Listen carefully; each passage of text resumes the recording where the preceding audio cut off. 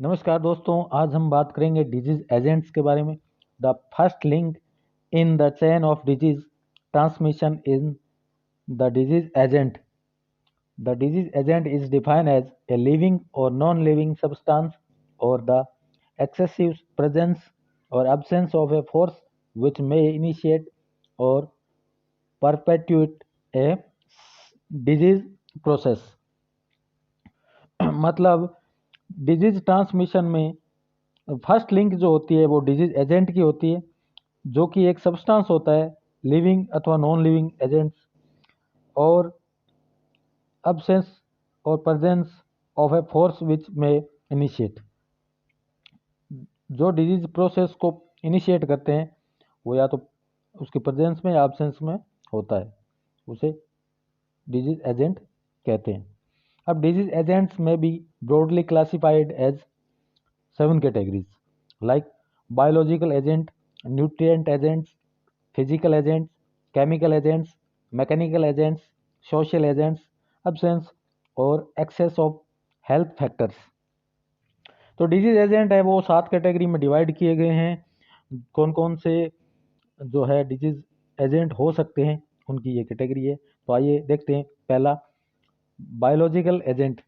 ये एक या तो प्रोटोजोआ, बैक्टीरिया या वायरस या फंगाई, कोई भी ऐसा लिविंग ऑर्गेनिज्म होता है जिसके थ्रू कोई भी डिजीज प्रोसेस होता है, तो उस एजेंट को बायोलॉजिकल एजेंट कहते हैं। दूसरा है न्यूट्रिएंट एजेंट। जैसे कि न्यूट्रिएंट में protein, fat, carbohydrate, vitamin, minerals वगैरह होते हैं, या उसके एक्सेस में या उसकी डेफिशिएंसी में कोई भी डिजीज उत्पन्न होता है, तो वो न्यूट्रिएंट एजेंट, वो डिजीज एजेंट के तौर पर गिना जाता है। तीसरा डिजीज एजेंट्स है फिजिकल एजेंट्स। जैसे कि heat, cold, pressure, electricity, radiation, इनकी वजह से कोई डिजीज होता है तो वो फिजिकल एजेंट के माध्यम से होता है। चौथा है केमिकल एजेंट्स। इसमें 2 कैटेगरी डिवाइड किए गए, एक तो एक्सोजेनेसिस एजेंट और एक होता है इंडोजेनेसिस। एक्सोजेनेसिस में इसका मतलब है present outside the body in such as fumes, dust, mists, metals, gases एक्सट्रेक्ट्रा, इनके द्वारा अगर डिजीज कोज होता है तो वो एक्सोजेनेसिस एजेंट के थ्रू आता है। और दूसरा है एंडोजेनेसिस, यानी कि प्रोड्यूस इन द बॉडी। जैसे कि बॉडी के अंदर कोई, जैसे यूरिया, यूरिक एसिड, कीटोन्स वगैरह से उत्पन्न होता है कोई डिजीज, तो वो एंडोजेनेसिस में आता है। तो ये केमिकल एजेंट्स के 2 प्रकार हो गए। इसी प्रकार 5वां है मैकेनिकल एजेंट। इसमें जैसे कोई मैकेनिकल फोर्स के थ्रू कोई इंजरी होती है, जैसे crushing, tearing, sprain and even in death, तो इस कंडीशन में जो कोई होता है तो उसको मैकेनिकल एजेंट के थ्रू गिना जाता है। और छठा है सोशल एजेंट। अगर poverty, smoking, alcohol, drug abuse, unhealthy life style, social isolation, इनकी वजह से अगर कोई डिजीज उत्पन्न होता है तो वो सोशल एजेंट के थ्रू गिना जाता है। सातवां है एब्सेंस और excess of health factors like hormones, nutrients, इनका एक्सेस होना या उनकी कमी होना किनके कारण हो सकता है, तो वो एब्सेंस और एक्सेस ऑफ हेल्थ फैक्टर के अंतर्गत आता है।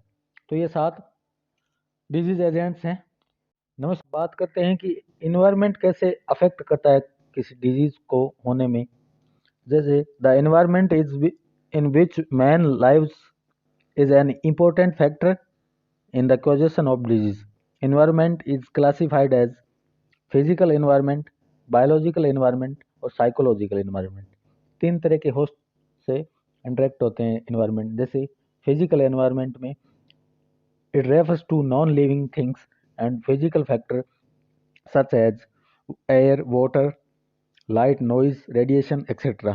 ये इनको प्रभावित करते हैं। Alteration of physical environment has produced problems such as air pollution, water pollution, noise pollution, radiation hazards, etc. All these pollutions produce a variety of disease।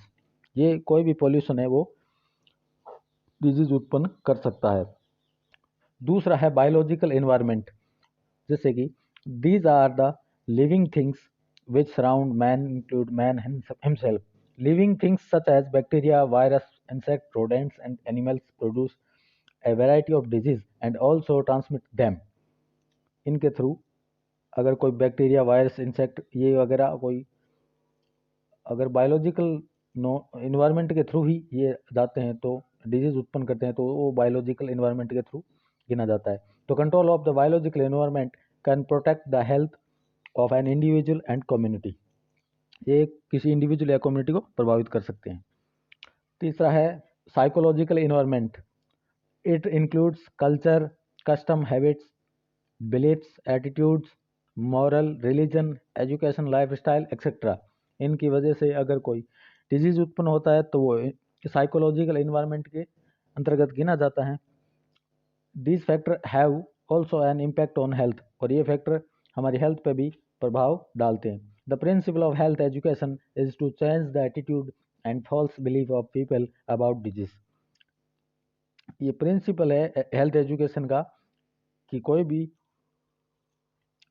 False believe of the people disease के बारे में है तो वो इनके through गिना जाता है। आइए हम बात करते हैं होस्ट के बारे में। तो होस्ट क्या होता है कि the human host is supposed to be soil and the disease agent as the seed. जैसे ह्यूमन है वो कोई मान लो सॉइल है और डिजीज एजेंट है वो एक सीड है। तो जो सॉइल में सीड ग्रो करता है वैसे ही कोई डिजीज वो बैक्टीरिया उस होस्ट में ग्रो करता है तो उसके कारण डिजीज होता है। अब डिजीज जो होस्ट में होता है वो कई कारणों से होता है। जैसे उनके फैक्टर है, जैसे कि कोई डिजीज को कौन कौन फैक्टर है वो प्रभावित करते हैं। जैसे इन फैक्टरों की वजह से डिजीज ज़्यादा हो जाता है। जैसे कि डेमोग्राफिक कैरेक्टरिस्टिक, जैसे कि उसमें एज या मेल है या फीमेल है या एथनिटी अलग अलग।